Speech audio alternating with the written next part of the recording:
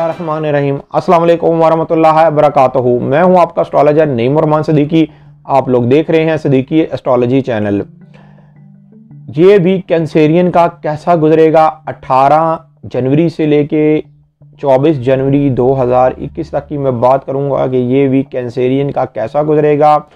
और जिनको अपनी डेट ऑफ बर्थ नहीं मालूम वो अपने नाम के पहले हरूफ से भी जान सकते हैं क्या वो कैंसेरियन तो नहीं। जिनके नाम के पहले हरूफ हे और हे से शुरू होते हैं वो भी कैंसेरियन है। उससे पहले जिन लोगों ने अभी तक मेरे चैनल को सब्सक्राइब नहीं किया उन लोगों से गुजारिश है चैनल को सब्सक्राइब कर लें, साथ ही बेल आइकन को पुश कर दें ताकि मेरी आने वाली हर वीडियो आप तक आसानी से पहुंच सके। वीडियो को शेयर, लाइक, कमेंट लाजमी करें ताकि हमारी टीम की हौसला अफजाई हो सके। यहाँ पर कैंसेरियन वालों के लिए कुछ मामलात में बहुत ज़्यादा बेहतरी है, कुछ मामलात इनके बहुत ज़्यादा बेहतर होते हुए नज़र आ रहे हैं। लेकिन एक ख़ास बात मैं इनको दोबारा याद कराना चाहूँगा जो मैंने पिछले वीक की वीडियो में इनको बताया था कि नया चांद आपके 7th हाउस में निकला है। ये 7th हाउस में निकलने की वजह से आपको जो भी मामलात करने हैं वो स्ट्रेट फॉरवर्ड करने हैं।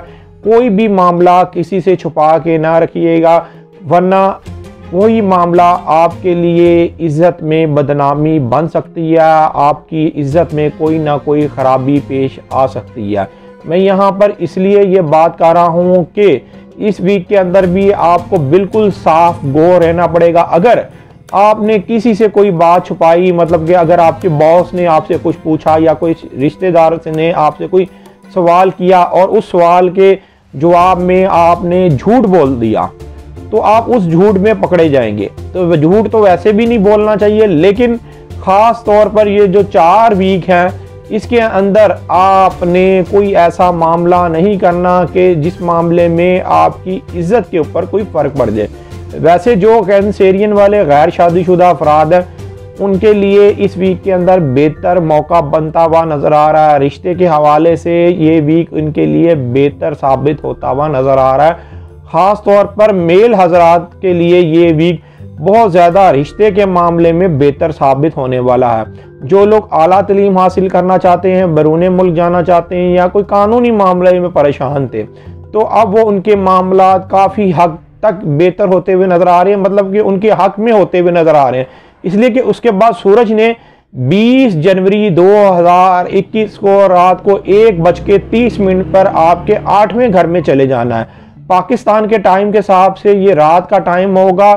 उस वक़्त सूरज जो अब आपके 8वें घर में चला जाएगा, ये आपके दूसरे घर का मालिक सितारा है।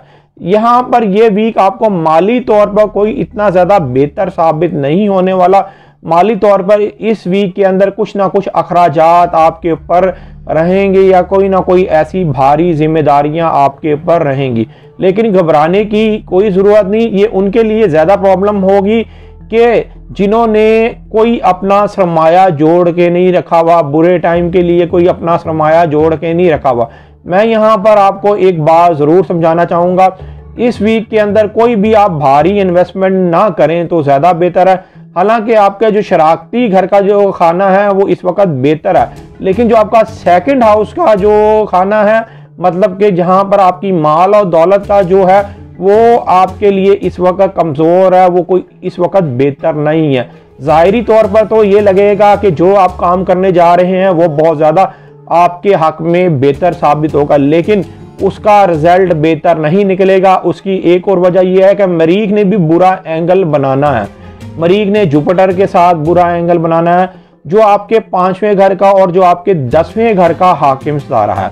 मैं यहाँ पर आपको एक बात ज़रूर कहूँगा कि अगर आपके कोई पहले मामला कानूनी तौर पर अड़े हुए हैं या आपके आला तालीम के या बैरून मुल्क के, जिस तरह आपने इमिग्रेशन वगैरह अप्लाई की हुई है, तो इन मामलात में बेहतरी आना शुरू हो जाएगी। ये मामलात अब आपके हक में होते हुए नज़र आ रहे हैं।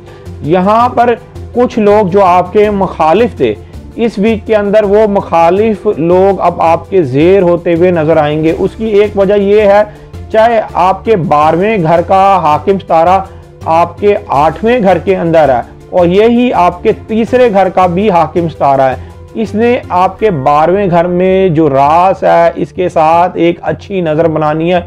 इस अच्छी नज़र बनने की वजह से आपके इन मामलात में काफ़ी हद तक बेहतरी आना शुरू हो जाएगी। लेकिन मैं यहाँ पर एक और चीज़ आपको याद कराना चाहूँगा, यहाँ पर सूरज और ज़ोहल की एक बैड नज़र बनेगी, आपके 8वें घर में बनेगी। ये आपके लिए माली तौर पर कोई बेहतर साबित नहीं होने वाली नज़र। तो या आपको इस टाइम के अंदर जो भी आपके पहले माली नुकसान हो चुके हैं उनके बारे में खासा पता चल जाएगा कि किस वजह से आपने पहले नुकसानात किए हैं।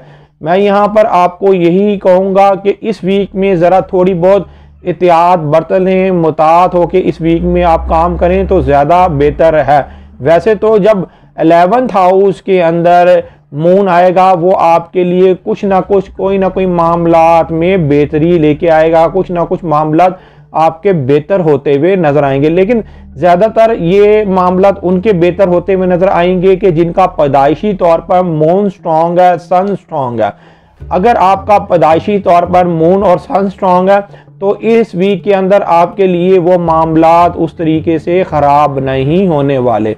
लेकिन केयर इस वीक के अंदर बनती है। ज़रूर इस वीक के अंदर आप दूध का सदका पीर वाले दिन लाजमी एक सदका निकालें, आप दूध का सदका पीर वाले दिन ज़रूर निकालें, और एक आप हफ्ते को चीनी का सदका लाजमी निकालें। हाँ, जो कैंसेरियन वाले सालों साल से परेशान है और उनको उनकी परेशानी का हल नहीं मालूम हो पा रहा, तो उनको ये चाहिए कि वो अपना पैदाइशी जायचा बनवाएं। पैदाइशी जायचा बनाने के बाद जो भी आपकी रेमेडीज़ बनती हैं वो रेमेडीज़ करके देखें, इंशाअल्लाह ताला आपके भी हालातों में बेहतरी आना शुरू हो जाएगी। जो लोग अपना पैदाइशी जायचा बनवाना चाहते हैं, ये मेरा सेल नंबर लिखा हुआ है, आप इस पर राब्ता करके अपना पैदाइशी जायचा बनवा सकते हैं। पैदाइशी जायचे की थोड़ी बहुत फीस तो होती है, लेकिन आपकी बेहतर रहनुमाई कर दी जाती है। उम्मीद ये करता हूँ मेरी ये वीडियो आप लोगों को बहुत पसंद आई होगी। मेरी इस वीडियो को शेयर, लाइक, कमेंट और मेरे चैनल को सब्सक्राइब करना ना भूलिएगा, और ख़ास तौर पर अपनी खुसूसी दुआओं में मुझे याद रखिएगा। अल्लाह हाफिज़।